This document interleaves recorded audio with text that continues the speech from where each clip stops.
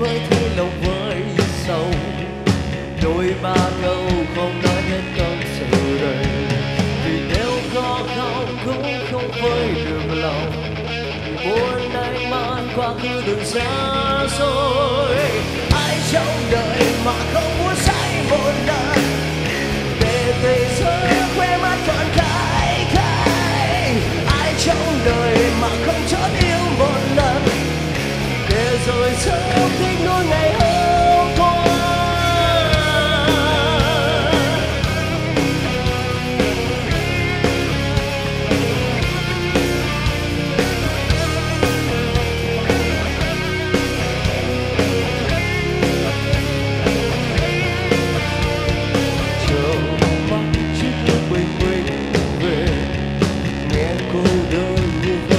Trong lòng mình dù biết ước muốn này xa vời, sao đôi chân không biết khi nào dừng lại.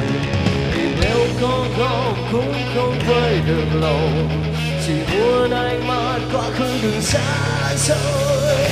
Ai trong đời mà không muốn say một lần, để tình giấc không muốn vẫn say thêm. Ai trong đời mà không chót yêu một lần, để rồi sau vẫn muốn được yêu mãi.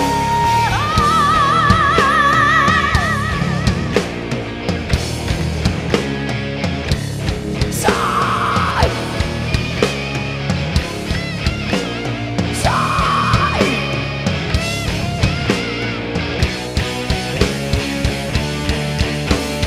ai trong đời mà không